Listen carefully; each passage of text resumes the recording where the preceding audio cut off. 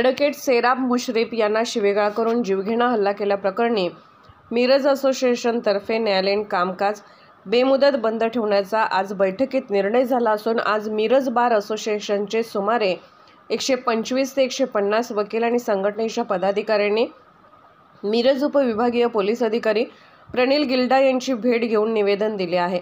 वकिलास झालेल्या मारहाण प्रकरणी फिर्यादी वकिलांनी सांगितल्याप्रमाणे पोलीस प्रशासनाने फिर्याद घेतली नसल्याचा आरोप करत हा हल्ला करणाऱ्यांच्यावर कठोर कारवाई करण्याची मागणी मिरज बार असोसिएशनचे अध्यक्ष एस.आय. आलासे वकील यांनी केली आहे। यावेळी मिरज बार असोसिएशनचे अध्यक्ष advocate S I. Alase, advocate B N. Patil, उपाध्यक्ष advocate Shrikrishna Putkule, advocate Sandeep Parit, Miraj bar असोसिएशनचे ज्येष्ठ वकील यांच्यासह सुमारे 125 ते 150 वकील आज निवेदन देण्यासाठी उपस्थित होते।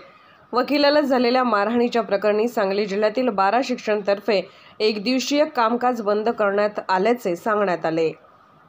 वकील सेराब मुश्रीफ यांच्यावर एक 2-3 दिवसापूर्वी जो प्राणघातक हल्ला झाला त्याचं इन्व्हेस्टिगेशन व्यवस्थित व्हावं, त्याचबरोबर त्याने दिलेली फिर्याद त्याच्या सांगण्याप्रमाणे घेण्यात यावी, ती घेतली गेली नव्हती म्हणून आम्हाला वरिष्ठांना भेटण्याची वेळ आली। त्याप्रमाणे आम्ही वरिष्ठांना भेटण्यासाठी या ठिकाणी आलेलो आहोत। वरिष्ठांनी आम्हाला त्या परत पुरवणी जबाब घेऊन जे काही सेक्शन्स लागतील ते सेक्शन लावण्याचं आश्वासन दिलेलं आहे। मुळात या ठिकाणी 2 गटामध्ये मारामारी अशा पद्धतीच्या बातम्या प्रसिद्ध झालेल्या आहेत, ते चुकीचं आहे। आमचा वकील जो आहे त्याची पार्श्वभूमी बघितली तर तो कुठल्याही राजकीय पक्षाचा पदाधिकारी नाही, सदस्य नाही किंवा गुंड प्रवृत्तीचा नाही, त्याच्यावर कुठल्याही प्रकारच्या केसेस नाही। त्यामुळे 2 गटामध्ये झालेला हा वाद होऊ शकत नाही।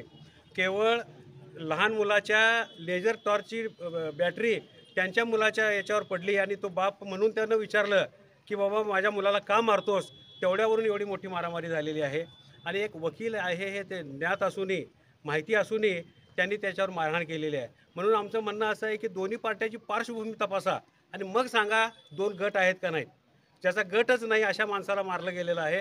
त्यामुळं ज्यांनी हा गुन्हा केला त्याच्यावर कठोर कारवाई व्हावी यासाठी आम्ही साहेबांना, गिल्डा साहेबांना, पी.आय.ना भेटलेलो आहोत। त्यांनी तसं आश्वासन दिलेलं आहे। या उपर आम्ही एस.पी. साहेबांनाही काल भेटायला गेलो होतो, पण सुट्टीमुळे भेट झाली नाही। आज त्यांना आम्ही निवेदन देणार आहोत। आज आमच्या वकील संघटनेची मीटिंग झाली। त्या मीटिंगमध्ये जोपर्यंत व्यवस्थित कलम लावून गुन्हेगारांच्यावर कठोर कारवाई होत नाही तोपर्यंत आम्ही बेमुदत कामापासून अलिप्त राहण्याचा निर्णय घेतलेला आहे आणि तसा एकमुखानं ठराव झालेला आहे। त्याचबरोबर काही पोलीस कर्मचाऱ्यांनी जी काही वकिलांना वागणूक दिली त्या वागणुकीसंबंधात सखोल चौकशी करावी आणि त्या पोलिसाच्यावर पण कारवाई करावी अशी मागणी केलेली आहे। आणि त्या पोलिसाला असं वागण्यास भाग पाडणाऱ्या ज्या अदृश्य शक्ती आहेत त्यांचीही चौकशी झाली पाहिजे असं या ठिकाणी आम्ही साहेबांना विनंती केलेली आहे आणि तसं चौकशी करण्याचं आश्वासन त्यांनी आम्हाला दिलेलं आहे। धन्यवाद।